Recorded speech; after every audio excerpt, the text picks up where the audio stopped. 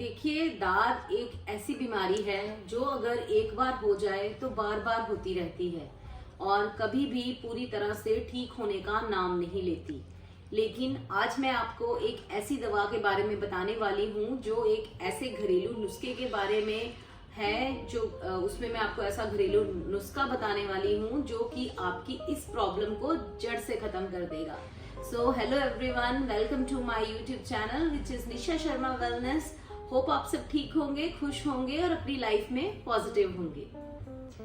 देखिए, हमारे इंडिया में वेदर गर्म और ह्यूमिड होने के कारण फंगल इन्फेक्शंस बहुत ही कॉमनली देखे जाते हैं। ये फंगल इन्फेक्शन स्किन पर रेड पैच, इचिंग और इरिटेशन के कारण बनते हैं और ठीक से इनको ट्रीट नहीं किया जाता तो ये बहुत ही ज्यादा बॉडी में एक जगह से दूसरी जगह तक फैल जाते हैं। अब यूजुअली लोग इन इन्फेक्शन को ठीक करने के लिए केमिकल क्रीम्स या फिर लोशंस का इस्तेमाल करते हैं जो कि शुरुआत में तो इन्फेक्शंस को कम कर देते हैं, लेकिन कुछ टाइम के बाद ये वापस आ जाते हैं।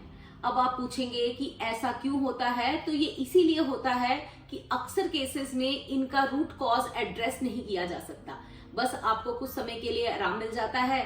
आज हम एक ऐसी रेमेडी के बारे में जानेंगे जो कि ना सिर्फ सेफ है बल्कि बेहद इफेक्टिव भी है और दाद की जड़ पे काम करती है। ये एक ऐसी दवा है जो कि आप घर पर ही खुद बना सकते हैं और बिना ज्यादा पैसे खर्च किए हुए, बिना किसी साइड इफेक्ट के दाद, खाद, खुजली की प्रॉब्लम को हमेशा हमेशा के लिए जड़ से ठीक कर सकते हैं। देखिए, इन रेमेडी में बारे में जानने से पहले आइए समझते हैं कि दाद आखिर होता क्यों है। देखिए, दाद यानी फंगल इन्फेक्शन तब होता है जब हमारी स्किन में बहुत ज्यादा मॉइस्चर इकट्ठा हो जाता है। जैसे कि आपकी जो स्किन है वो बार बार गीली होती रहती है या फिर पसीना ज्यादा आता है, तो स्किन का नेचुरल जो बैलेंस है इससे डिस्टर्ब हो जाता है और दाद बनने लगते हैं।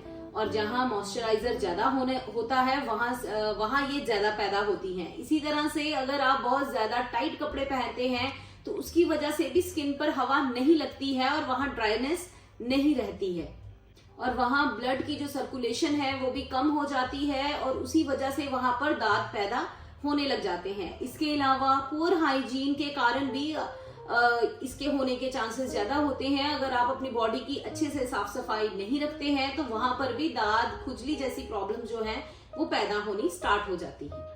अब क्योंकि ये प्रॉब्लम बार बार होती है, इसके लिए नेचुरल रेमेडी सबसे बेस्ट रेमेडी है। इसके लिए सबसे बेस्ट सोल्यूशन मानी जाती है क्योंकि इसमें जो यूज होते हैं वो नेचुरल इंग्रेडिएंट्स होते हैं। ये स्किन को हील करते हैं और बिना साइड इफेक्ट के इन्फेक्शन के रूट कॉज को ट्रीट करते हैं। तो चलिए अब बात करते हैं आज की हमारी इस पावरफुल देसी रेमेडी के बारे में जो आपकी दाद की प्रॉब्लम को जड़ से ठीक करेगी और आपको बहुत ज्यादा आराम दिलाएगी। देखिए, इस नेचुरल रेमेडी के लिए हमें सिर्फ 3 इंग्रेडिएंट्स यूज करने हैं और ये बहुत इजीली हमें मिल जाते हैं, हमारी अपनी होम किचन में हमें मिल जाते हैं। और इनको अगर कुछ चीजें अगर आपको नहीं मिलती हैं तो वो आपको मार्केट में भी इजीली मिल जाएंगी और वो भी बिल्कुल कम खर्चे पर। तो सबसे पहले जिस चीज की हमें जरूरत होगी वो है नीम। नीम आपको पता है नेचर्स का अपना एक एंटीबायोटिक है, एंटी फंगल है, एंटी माइक्रोबियल इन्फेक्शंस को ठीक करने में ये बहुत ही हमारी हेल्प करता है। अगर हम नीम यूज करते हैं तो नीम से हमारी जो स्किन है वो सूद होती है, उससे इचिंग में हमें रिलीफ मिलता है। इसी के साथ हमारा दूसरा इंग्रेडिएंट है हल्दी।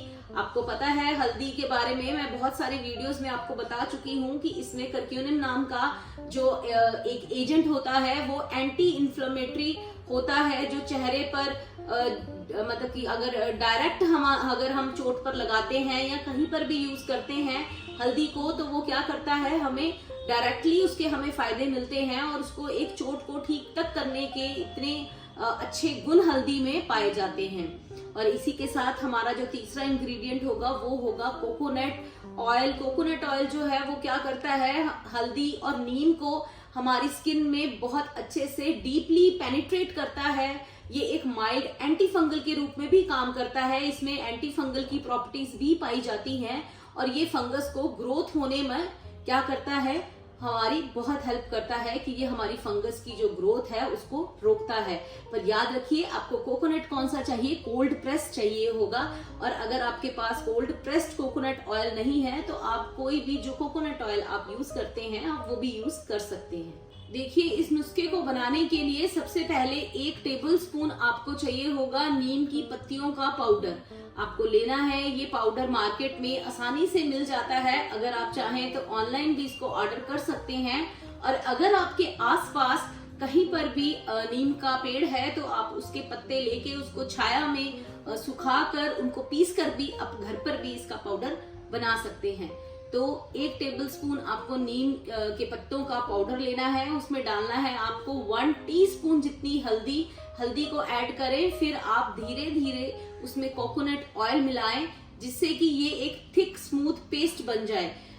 पेस्ट पतला नहीं होना चाहिए, इसीलिए आपको कोकोनट ऑयल को धीरे धीरे उसमें मिक्स करना है।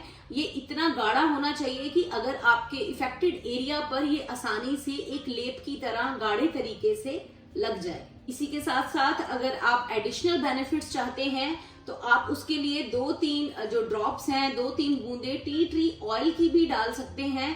टी ट्री ऑयल भी आपको मार्केट में इजीली मिल जाएगा। ये एक स्ट्रॉन्ग एंटी फंगल एजेंट है और ये भी आपके फंगस के ऊपर काम करता है। पर मैं आपको बता दूं ये बिल्कुल ही एडिशनल है। अगर आपके पास है तो आप इसका, ये ऑप्शनल है, आपके पास अगर है तो आप इसको तभी यूज करें। अब देखिए अगर अब आप पूछेंगे अब हमने ये पेस्ट तो बना लिया, आपको इंग्रेडिएंट्स के बारे में पता लग गया, तो अब आपको इसे यूज कैसे करना है। तो आपको क्या करना है, आप अच्छे से जान लीजिए, समझ लीजिए। आपको जो भी आपका इफेक्टेड एरिया है यानी कि जहां पर भी आपको दाद है या खुजली या इचिंग की प्रॉब्लम या रेड पैच है, आपको क्या करना है, गुनगुने पानी से यानी कि वार्म वाटर से आपको उसे धो लेना है। उसके बाद एक सूती कपड़े से, कॉटन के कपड़े से धीरे धीरे उसे पैट ड्राई कर लेना है। जब वो अच्छे से ड्राई हो जाए तो उसके ऊपर आपने ये जो हमारा बनाया हुआ पेस्ट है उसको 30 मिनट के लिए छोड़ देना है लगाकर। जब वो 30 मिनट हो जाए तो आपको क्या करना है, फिर से गुनगुने पानी के साथ ही उस पेस्ट को धो लेना है। और आपको क्या करना है, ये प्रोसेस को आपको दिन में 2 से 3 बार इसको रिपीट करना है। जब आप इसको प्रोसेस को रिपीट करना स्टार्ट कर देंगे तो ये धीरे धीरे ही आपकी फंगस के ऊपर काम करना स्टार्ट कर देगा और आपको बहुत ही आराम मिलना स्टार्ट हो जाएगा। तो देखा आपने, ये जो हमारी कॉमन प्रॉब्लम्स होती है इसके लिए इसको ठीक करने के लिए जो हमारी होम रेमेडीज हैं वो बहुत ही इफेक्टिव होती हैं। पर आपको जरूरत है तो डिसिप्लिन से इसको फॉलो करने की। आप धीरे धीरे इसको फॉलो करें, डिसिप्लिन वे में फॉलो करें तो आपको आपकी प्रॉब्लम से जरूर छुटकारा मिलेगा। और अगर आपकी प्रॉब्लम रिपीट होती है तो तब भी आप इसको लगाना ना छोड़ें। ऐसा नहीं है कि आपने 1 बार लगाया, 2 बार लगाया, आपको आराम मिल गया और आपने छोड़ दिया। जब तक कि वो रेड पैच या वो इचिंगनेस ठीक नहीं हो जाती तब तक आप क्या करें, जरूर इसको ट्राई करते रहें। इसी के साथ साथ आपको मिर्च मसाले छोड़ने होंगे। आप कम मिर्च मसाले खाएंगे तो आपकी स्किन जो है वो इरिटेट होनी बंद हो जाएगी। आप अपनी हाइड्रेशन का ध्यान रखें, खूब सारा पानी पिए ताकि आपकी जो स्किन है वो ब्रीथ कर सके और आपको साथ ही साथ ऐसी प्रॉब्लम में राहत मिल सके। तो ऐसी ही और वीडियोस के लिए मैं आपके तक आती रहूंगी। तब तक आपको क्या करना है, हमारे चैनल को सब्सक्राइब करना है जो कि है निशा शर्मा वेलनेस। होप आप सबको आज की वीडियो अच्छी लगी होगी। आप में से जो भी लोग इस रेमेडी को ट्राई करने वाले हैं मेरे साथ अपना एक्सपीरियंस जरूर शेयर कीजिएगा कि आपको इससे कितना लाभ हुआ। तब तक के लिए थैंक यू।